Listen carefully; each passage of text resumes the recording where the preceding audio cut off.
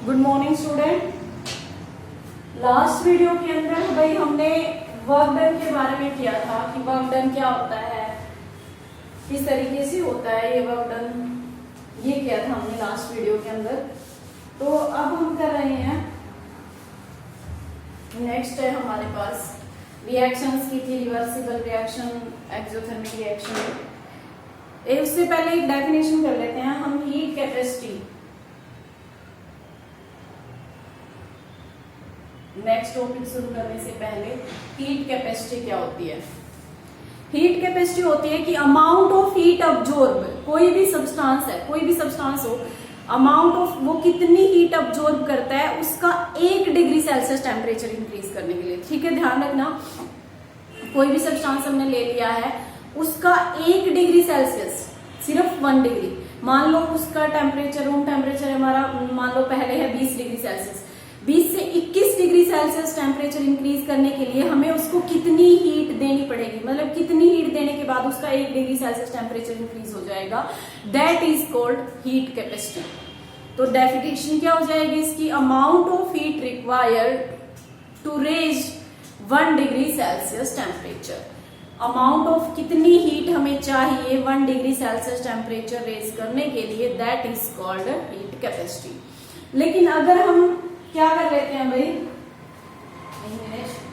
अगर हम यहाँ पर इसकी जगह अमाउंट ऑफ सब्सटेंस, मतलब पहले तो हमने ये पर्टिकुलरली मेंशन नहीं किया है कि इतने ग्राम ही लेंगे, अगर हम 1 मोल ले लेते हैं, वहां पर स्पेसिफिकली मेजर कर लेते हैं कि amount of heat required to raise 1 degree Celsius of 1 gram substance, 1 gram substance की 1 डिग्री सेल्सियस टेम्परेचर इंक्रीज करने के लिए कितनी हीट हमें देनी पड़ेगी, वो क्या होगी?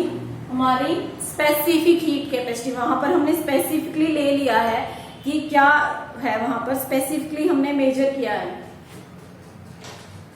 1 ग्राम। सो अमाउंट ऑफ सब्सटेंस क्या हमने फिक्स कर दिया वहां पर, स्पेसिफिक, तो इस वजह से वो क्या होगा, हमारा स्पेसिफिक हीट कैपेसिटी होगी।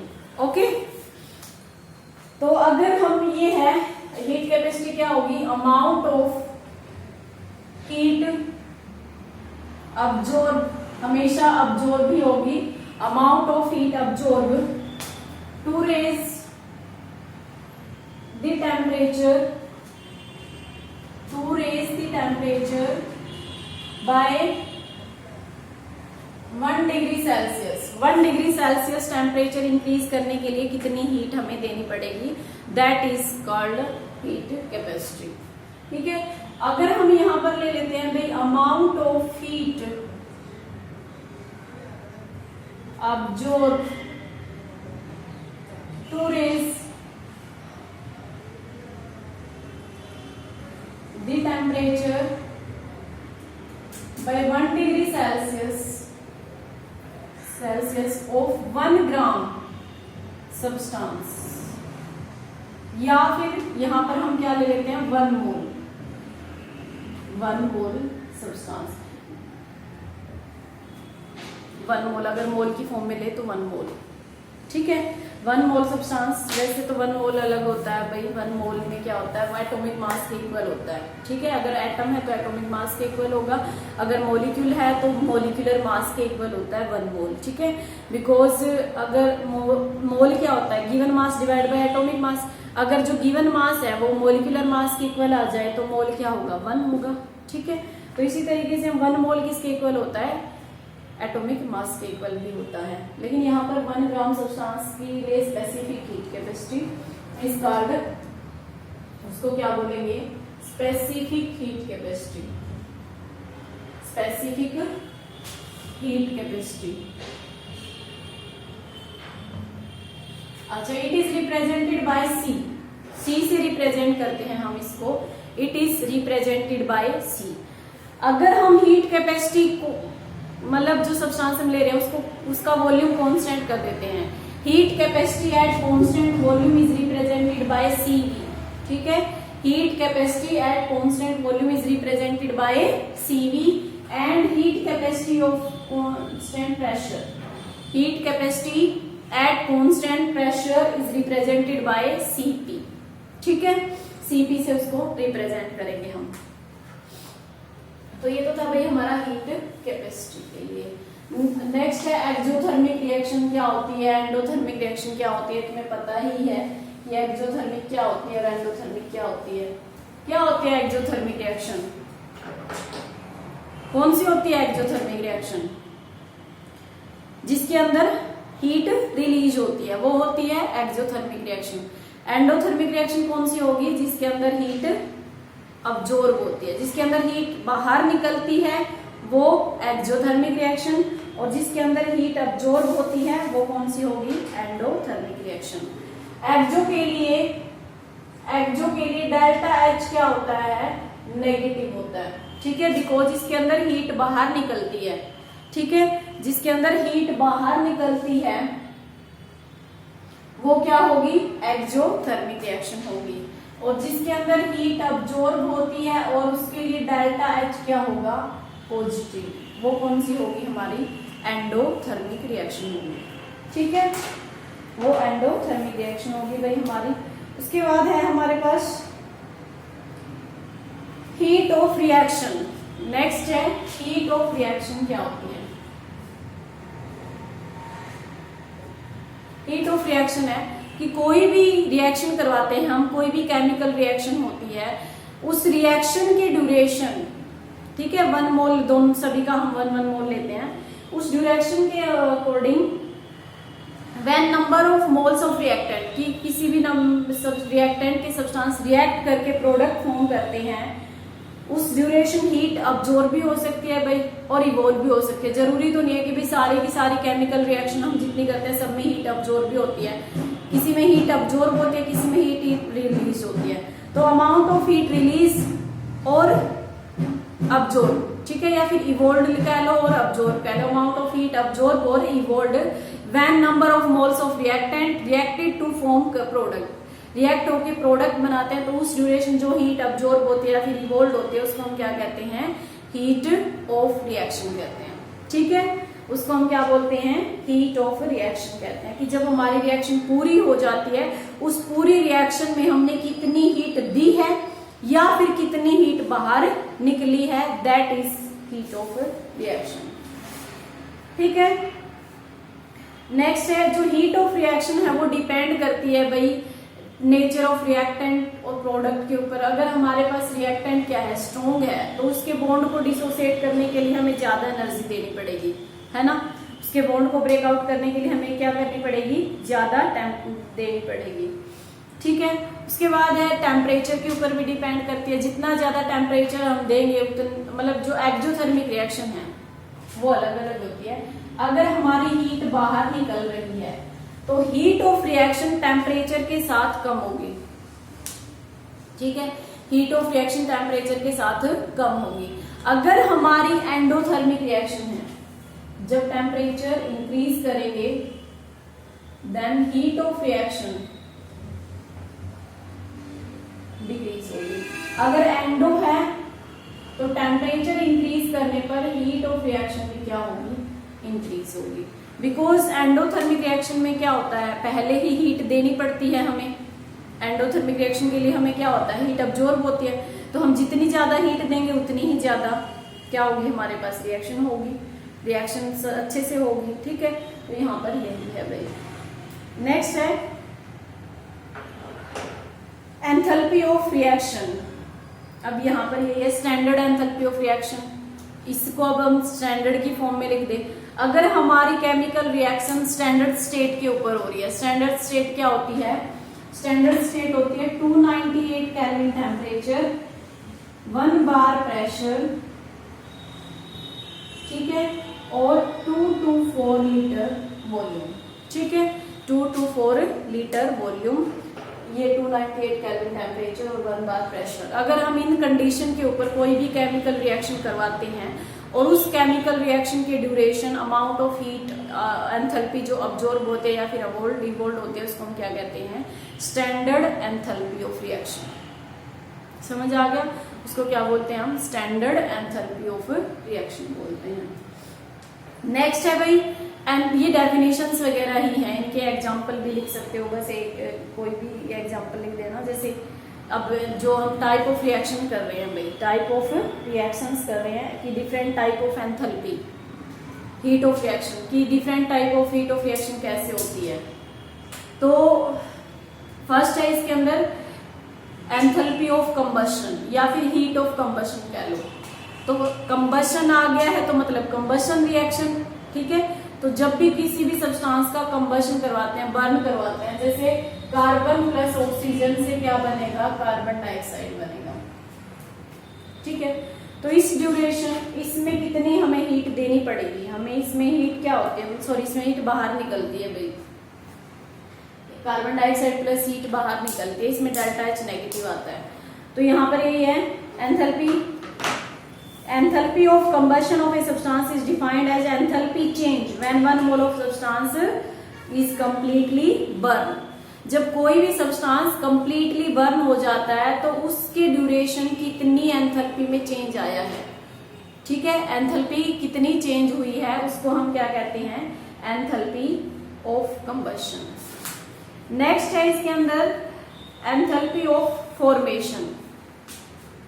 एंथैल्पी ऑफ फॉर्मेशन के अंदर आएगा कि जब कोई भी सब्सटेंस है, कोई भी दो एलिमेंट हम ले लेते हैं, उनको रिएक्ट करवा के कोई कंपाउंड बनाते हैं, तो उस कंपाउंड को बनाने के लिए कितनी एंथैल्पी का चेंज हुआ है, ठीक है। Amount of enthalpy change when 1 mole of element combine to form compound, ठीक है।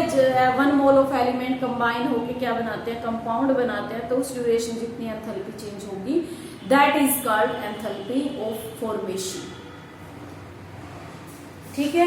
और ये जो एंथैल्पी हम चेंज निकालते हैं भाई, ये इसी तरीके से निकालते हैं। अगर हम एंथैल्पी ऑफ कंबशन ले रहे हैं तो delta H2 minus delta H1, या फिर इस तरीके से निकाल सकते हैं सीधा H2 माइनस H1 कि कितना चेंज हुआ है, ठीक है। तो ये फाइनल होता है और ये इनिशियल होता है, चाहे वो फॉर्मेशन के लिए हो या फिर कंबशन के लिए हो। और नेक्स्ट है हमारा थर्ड है एंथैल्पी ऑफ न्यूट्रलाइजेशन। फॉर्मेशन के लिए फॉर्मेशन की डेफिनेशन पता होनी चाहिए, फॉर्मेशन क्या होता है। न्यूट्रलाइजेशन के लिए क्या है, न्यूट्रलाइजेशन के लिए पता होना चाहिए कि न्यूट्रलाइजेशन क्या होता है। तो न्यूट्रलाइजेशन क्या होता है, छोटी क्लासेस से करते आ रहे हो भाई। न्यूट्रलाइजेशन क्या होता है, न्यूट्रलाइजेशन होता है कि जब हम एक एसिड और बेस को मिक्स करते हैं, ठीक है। एसिड और बेस को मिक्स करते हैं तो क्या बनता है, न्यूट्रल सब्सटेंस बनता है, साल्ट बनता है, और साथ में हीट रिलीज होती है ना। क्या होती है न्यूट्रलाइजेशन रिएक्शन, छोटी क्लासेस में डेफिनेशन की होगी बार बार, कि जब व्हेन एसिड और बेस कंबाइन होता है तो salt is formed and amount of heat भी कुछ ना कुछ रिलीज होती है एंड एनर्जी इज रिलीज, ठीक है। तो यही है enthalpy of neutralization. Heat change when 1 mole of acid is mixed with 1 mole of base. 1 mole of acid को जब 1 मोल ऑफ बेस के साथ कंबाइन किया जाता है तो उस ड्यूरेशन कितनी हीट चेंज हुई है, that is called heat of neutralization, ठीक है। एसिड लिया है हमने, मान लो ये ले लिया H2SO4, ठीक है, और ये हमने ले लिया है साथ में यहाँ पर ये HCl लेते हैं ना, HCl प्लस, बहुत ही सिंपल रिएक्शन है ये तो, काफी बार की है, NaOH,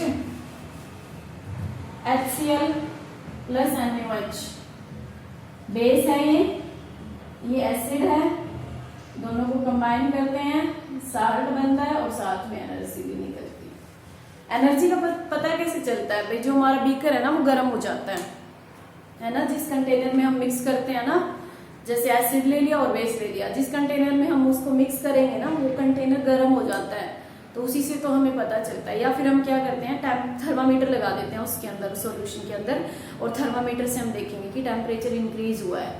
तो टेम्परेचर इंक्रीज होने का मतलब क्या है कि हीट रिलीज हो रही है, पहले कम था टेम्परेचर, बाद में टेम्परेचर ज्यादा हो गया, तो इसका मतलब क्या हो गया है, हीट रिलीज हुई है, तभी तो टेम्परेचर ज्यादा हुआ है, ठीक है।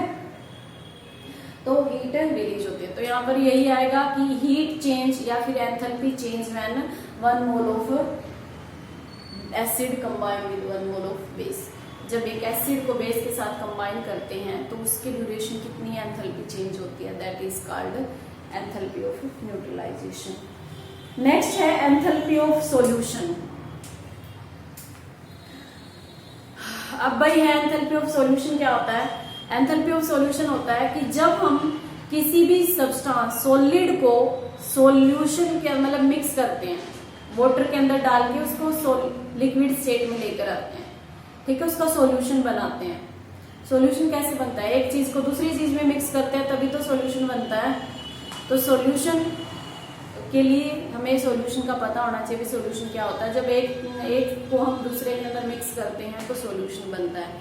तो यहाँ पर यही आएगा कि enthalpy of solution is defined as enthalpy change when 1 mole of solute is dissolve in any solvent. जब किसी सॉल्वेंट के अंदर हम क्या करते हैं, 1 मोल ऑफ सॉल्यूट को डिसॉल्व करते हैं स्पेसिफिक अमाउंट ऑफ सॉल्वेंट, मतलब मान लिया हमने 1 लीटर ले लिया है, 1 लीटर वाटर के अंदर कोई भी सब्सटेंस डिसॉल्व करने पर 1 मोल, ठीक है, 1 मोल ऑफ सॉल्यूट डिसॉल्व करने पर जितनी एंथैल्पी चेंज होगी that is called enthalpy of solution, या फिर क्या कहेंगे उसको, enthalpy of heat of solution.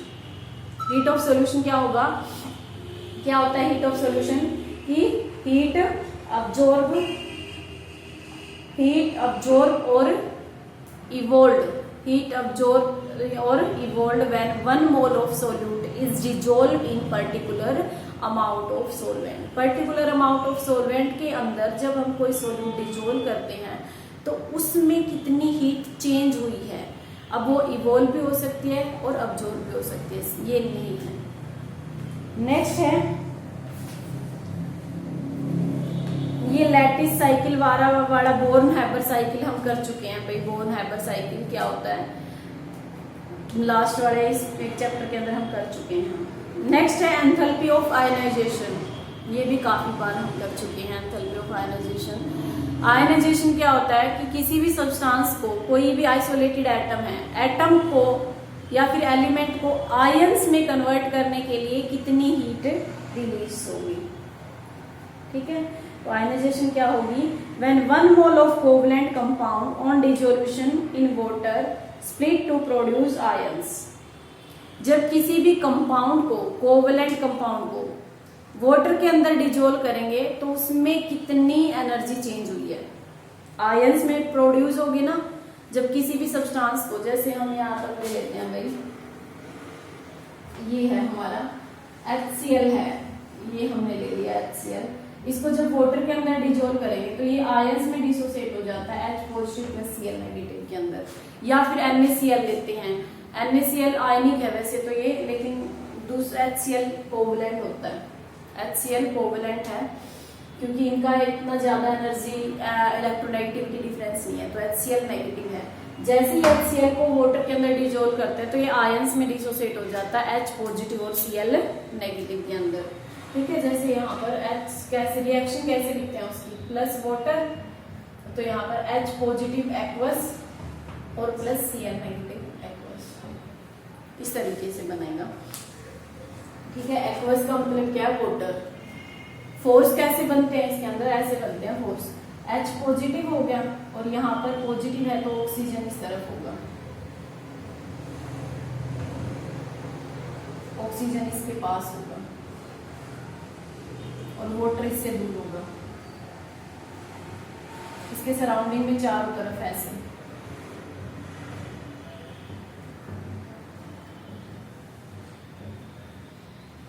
चारों तरफ ऑक्सीजन घेर लेगा इसको,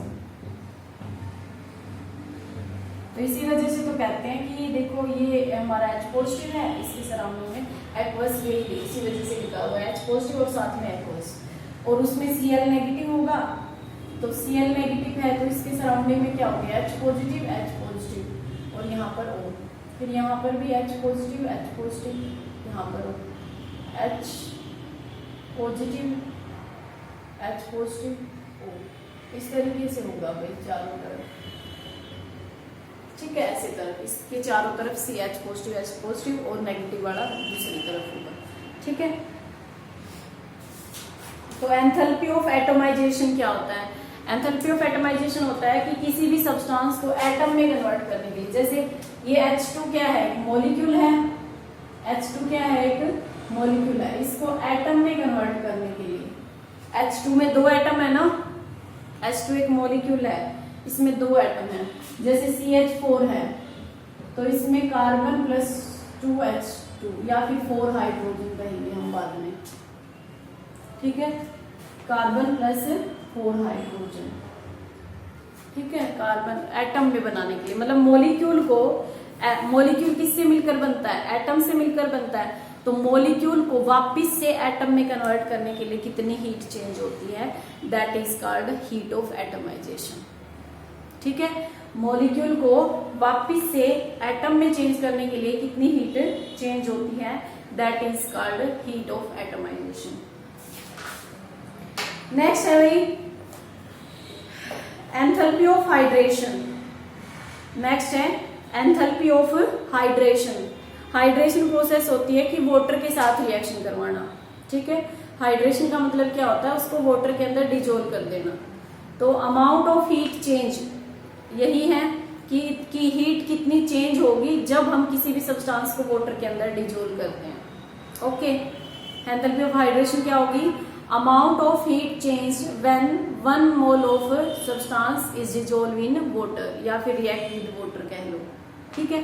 किसी भी सब्सटेंस को जब हम वाटर के साथ चेंज करते हैं, मतलब मिक्स करते हैं, रिएक्शन करवाते हैं, तो उसमें कितनी हीट चेंज होगी? That is called heat of. Particularly वहां पर ध्यान रखना भाई, हाइड्रेशन मीन्स वाटर, तो पर्टिकुलरली इसके लिए ध्यान रखना वहां पर वाटर ही लेना है।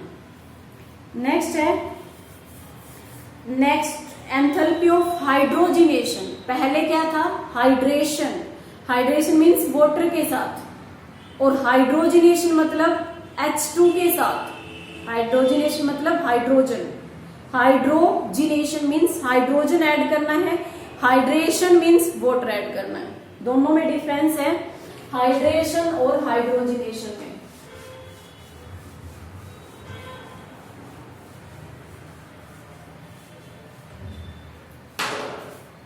Hydration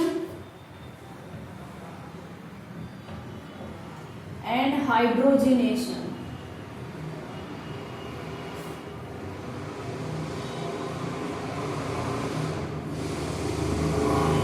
hydration and hydrogenation. Hydration का मतलब होता है वाटर में ऐड करना, और इसका मतलब होता है H2 मिक्स करना, ठीक है। रिएक्शन लिखते हैं इसकी, जैसे CH2 double bond CH2, H2 add कर दिया